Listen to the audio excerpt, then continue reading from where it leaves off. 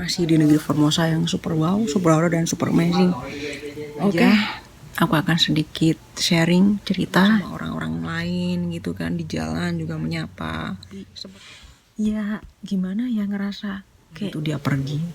Kadang kan ada yang orang yang sampai berhari-hari di rumah sakit gitu kan, sampai koma, sampainya udah habis ketika kemarin nangis.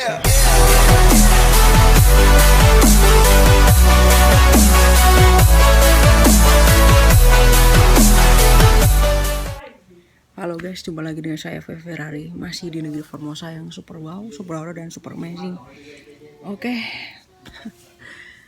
Seperti biasa, kali ini aku akan membuat sebuah video baru guys, tapi hari ini kayaknya agak beda dikit ya guys ya.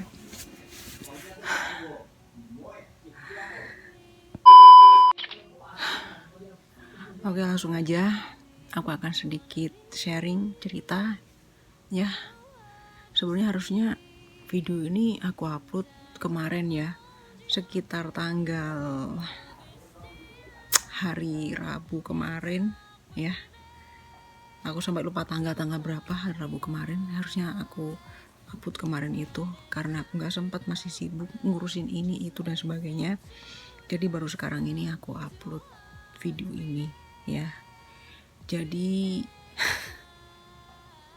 sedih banget ya guys ya rasanya.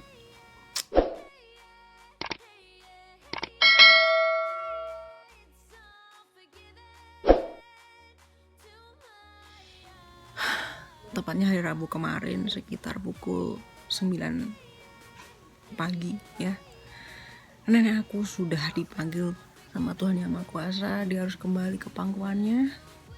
Aku juga nggak nyangka secepat itu dia pergi ya, dan mendadak banget. Jadi semua nggak ada yang tahu kalau dia mau pergi gitu ya. Jadi aku juga nggak nyangka banget bakal secepat itu. Awalnya paginya itu fine-fine aja, nggak ada masalah ya. Paginya aku masih bawa dia jalan-jalan keliling-keliling, ketemu sama teman-teman aku, ketemu sama orang-orang lain gitu kan, di jalan juga menyapa. Sempet aku anterin pai-pai juga di tempat biasa dia sembahyang gitu kan. Dan masih sempet juga saya tayang. Biasa kan aku tiap hari, tiap pagi itu kan aku ajak dia jalan tuh, saya tayang gitu kan gitu. Siangnya juga masih oke, aku kasih makan siang ya. Masih nggak ada tanda-tanda mau pergi gitu, seperti orang nggak ada masalah gitu loh, sehat-sehat aja gitu ya gitu. Kita juga nggak nyangka banget gitu kan. Aku jam 3:30 aku mandiin, juga dia masih senyum-senyum, masih kayak orang bahagia banget gitu, hatinya senang, gembira banget gitu, kayak orang nggak ada beban, nggak ada masalah gitu kan. Dan pada akhirnya pas tepat sekitar pukul 5:30 ya, menjelang jam 6 sore ya, tiba-tiba itu pas waktu aku lagi masak di dapur gitu. Biasa kan aku masakin mereka untuk makan malam gitu kan. Pas aku masak gitu, tiba-tiba aku dipanggil oleh majikan aku. Kata majikan aku yang laki-laki itu, katanya nenek kamu itu dadanya sakit gitu kan. Terus aku langsung lihat ternyata keringat itu udah keluar semua guys. Keringat dingin tuh udah keluar semua, udah kemana-mana keringatnya ya gitu ya. Terus habis itu aku lihat tuh dia ngeluh, dadanya sakit gitu kan. Aku udah tebak pasti jantung gitu kan, karena sebelumnya itu tangannya sebelah kanan itu kan bekas operasian ya, jadi kan nggak normal ya. Itu kayak memar-memar gitu, padahal nggak kenapa-napa, tiba-tiba tuh memar, hitam-hitam gitu kan. Terus udah gitu diperiksa ke dokter, katanya itu tangannya itu ada darahnya tuh nggak lancar gitu kan. Tapi aku juga nebak mungkin ada kelainan jantung atau gimana gitu kan. Tapi selama ini kan dia nggak pernah ngeluh dadanya yang sakit, ini dulu kan cuma tangannya aja gitu kan. Nah pas waktu kemarin hari Selasa malam itu dia udah ngeluh dadanya sakit gitu. Akhirnya kita bawa ke rumah sakit kan. Akhirnya diperiksa kondisi darahnya tuh, darahnya rendah banget, drop banget ya. Sudah gitu diperiksa, anaknya pada datang semuanya pada datang, cucunya juga berunding gini gitu gimana. Ternyata jantungnya itu, selangnya itu ada yang udah nggak berfungsi gitu ya, namanya juga udah tua ya, umurnya kan udah 88 tahun ya guys ya. Jadi ya apa namanya, ya harap dimaklumi aja lah gitu kan. Terus udah gitu anaknya juga udah dikasih tahu dokter gini-gini nih, ini udah gimana ya, namanya orang udah tua kayaknya udah susah lah ya gitu, jalan satu-satunya harus dioperasi. Kalau dioperasi pun itu nanti bakal juga udah nggak bisa, kan jantung itu kan vital ya, dioperasi pun nanti pasti nggak akan sempurna sembuhnya gitu kan. Nah akhirnya dokter ngasih pilihan kan, gimana kalau dirawat kita nggak tahu apa yang akan terjadi nanti, kita serahkan sama yang maha kuasa, kita nggak tahu nanti endingnya gimana gitu kan gitu. Nah udah gitu anaknya pilih jalan, ya udah dirawat di rumah sakit aja. Kalau misalkan mau operasi kan nggak mungkin ya, karena udah tua kan, tahu sendiri orang tua itu kan ringkih ya, onderdilnya kan udah gimana, kayak mesin tua aja gitu kan, udah pada karatan semua kan.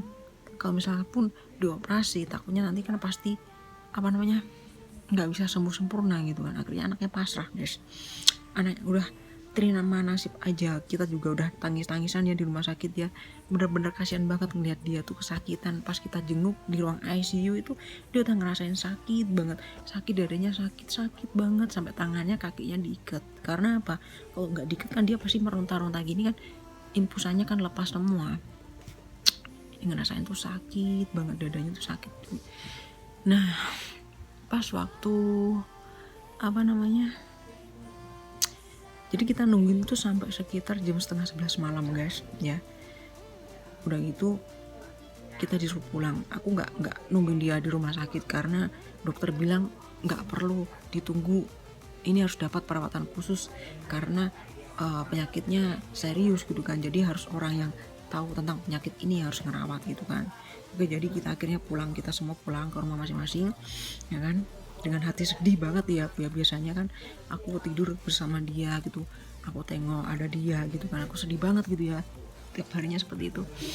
Nah pas waktu jam 2 malam itu anaknya yang laki-laki majikan aku dapat telepon, dapat kabar dari rumah sakit, katanya nenekku sudah meninggal. Aduh aku sedih banget, kayak nggak percaya, kayak nggak gimana sih, nggak nyangka aja gitu loh, bener-bener nggak nyangka banget gitu ya. Terus akhirnya kita nih udah heboh ya di rumahnya, udah pada heboh semua ya, semua udah dikeluarin semuanya, kursi meja apa aja lah semua udah dikeluarin, udah persiapan menyambut kedatangan nenek aku gitu ya. Terus nggak lama kemudian sekitar kurang lebih 15 menit dapat telepon lagi, ternyata nenekku masih ada nafas. Aku plong dikit ya, ternyata nenek aku masih ada semangat untuk sembuh gitu ya. Soalnya waktu aku pulang tuh aku bisikin, "Nek, kamu harus kuat ya, kuat, kamu orang yang kuat, kamu tuh orang yang hebat, kamu harus kuat, aku gituin kan gitu. Aku pikir dia bisa apa namanya, bisa sampai melewati nanti masa konyen kan gitu ya. Dan kemarin juga cerita anaknya itu kan bangun rumah ya, anaknya bangun rumah dan posisi sekarang rumahnya itu berdiri, dan nanti pas konyen itu rumahnya udah selesai, jadi kita bisa bareng-bareng ke sana untuk nengoki rumah barunya, makan bareng gitu kan. Anaknya ini berharap banget ya, anaknya perempuan yang gaji aku itu berharap banget neneknya itu, emaknya ini bisa makan bareng di rumah barunya gitu kan. Ternyata takdir berkata lain ya, Tuhan lebih sayang sama dia, Tuhan lebih cinta sama dia, Tuhan lebih menginginkan dia untuk kembali ke pangkuannya. Kita nggak tahu rencana Tuhan ya. Ya akhirnya jam 8 pagi anaknya dapat telepon kritis, dan aku nggak bisa berbuat apa-apa ya. Aku mau ikut juga nggak bisa, di rumah nggak ada orang kan, masalahnya kan takutnya nanti kalau ada ada orang atau gimana gitu kan. Dia udah aku, anaknya juga nggak ngajak aku ke sana, ya udah aku di rumah aja lah gitu. Dan aku juga udah mikir kalau udah kritis kayak gini itu biasanya udah nggak bisa bilang apa-apa aku guys. Aku hanya bisa berdoa sama Tuhan, berikan yang terbaik aja lah jadinya gitu.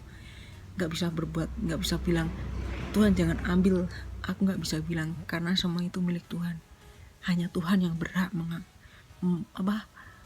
menakdirkan semua, hanya Tuhan yang berhak untuk memberikan yang terbaik gitu ya. Gitu, aku cuma bisa bilang gini, ya kalau misalkan aku masih dikasih kepercayaan untuk menjaga nenek aku sampai nanti, ya kasih aku kepercayaan Tuhan. Tapi kalau misalkan Tuhan berkehendak lain, mungkin kasihan dengan Tuhan lebih sayang sama nenek aku atau Tuhan lebih cinta sama dia, ya aku nggak bisa berbuat apa-apa gitu kan. Ya udah akhirnya ya udah sampai akhirnya memang benar-benar harus pergi ya guys ya. Sekitar pukul 10 pagi jenazahnya dibawa pulang dalam kondisi masih di oksigen guys ya. Orang sini kan kalau misalkan meninggal tuh kan maksudnya nggak kayak orang Indonesia ya. Orang Indonesia tuh kalau misalkan meninggal itu kan nggak usah dipakai apa, semuanya kan dilepasin ya, benar-benar memang udah nggak ada nafas, benar-benar udah meninggal gitu kan. Tapi kalau orang sini tuh masih dibantu dengan oksigen, jadi mungkin di perjalanan masih ada nafas ya.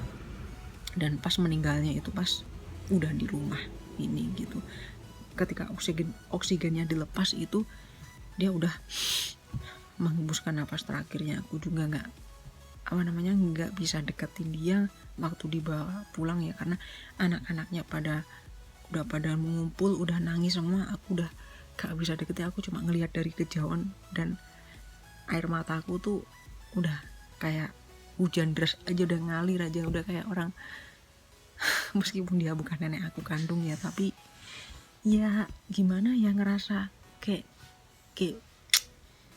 tahu sendiri keseharian kita gitu kan. Setiap pagi memberi dia sarapan, setiap pagi bantu dia ini, ngajak jalan-jalan, tiap hari tidur bareng, mandiin, kasih makan, mijitin, itu udah kayak ya kalian tahu sendiri lah seperti apa gitu loh ya. Ya aku cuma bisa berharap, kita nggak tahu rencana Tuhan ya, mungkin ini jalan yang terbaik buat nenek aku, juga jalan terbaik untuk aku juga. Aku juga nggak tahu, aku cuma bisa berdoa. Aku ngucap semoga nenek aku, udah minta doa buat kalian semuanya ya, mudah-mudahan nenek aku diberikan jalan yang terang, diterima di sisi Tuhan yang Maha Kuasa, dan diampuni semua dosa-dosanya selama dia di dunia. Pokoknya dipermudah jalannya ya untuk menuju ke alam baka ya, ke dunia yang baru. Aku juga berharap semoga nenek aku di sana di alam yang barunya bisa bahagia, bertemu dengan orang-orang yang dia cintai gitu ya, dan hidup abadi di sana. Gitu aja harapanku. Dia orang baik ya, pasti dipertemukan dengan orang yang baik di sana. Kenapa saya bilang dia orang baik? Karena dia tidak disiksa lama-lama di rumah sakit. Dia hanya semalam aja di rumah sakit ya, nggak merepotkan orang lain, anaknya, keluarganya, dan siapapun itu. Dia nggak merepotkan orang lain, hanya di rumah sakit semalam aja ya, udah gitu dia pergi. Kadang kan ada yang orang yang sampai berhari-hari di rumah sakit gitu kan, sampai koma, sampai membuat resah keluarganya, membuat gitu kan. Kita nggak tahu. Aku yakin dan aku orang baik, jadi pasti mendapatkan tempat yang baik juga dan bertemu dengan orang-orang yang baik di sana ya. Oke guys, terima kasih bagi yang udah nonton. Makasih banget ya bagi yang udah nonton video aku dari awal sampai habis. Itu tadi cerita aku mengenai tentang aku sedikit sharing tentang berita kesedihan aku ya guys ya. Hari ini nggak bisa nangis karena air matanya udah habis. Ketika kemarin nangis ya guys ya. Hari ini aku masih berduka ya, karena suasana rumah masih berduka ya. Nanti belum tahu kapan jenazah nenek aku akan dimakamin, karena setiap orang nggak sama ya, jadi harus nunggu berapa hari gitu ya. Kemarin aku tanya sama anaknya, katanya sih belum tahu, harus lihat tanggal lahirnya dan sebagainya ya. Jadi harus ngikutin adat yang ada di sini gitu ya guys ya. Gitu. Makasih ya sekali lagi bagi udah nonton, dan seperti biasa tetap aku doakan semoga kalian semua tetap diberikan kesehatan umur panjang. Jangan lupa selalu bersyukur, jangan lupa selalu tersenyum, smile. Jangan lupa bagikan cinta kasih kalian kepada semua orang dengan tulus dan ikhlas. Dan tentunya Tuhan tetap berkati kalian semuanya. God bless you always. Sampai ketemu lagi dengan video-video Ferrari dan waktu dan kesempatan. Bye bye, see you next time. Bye bye. 给他的群众生活照，然后阿婆生活照。阿公2、3个月，因为年较好看。看到了。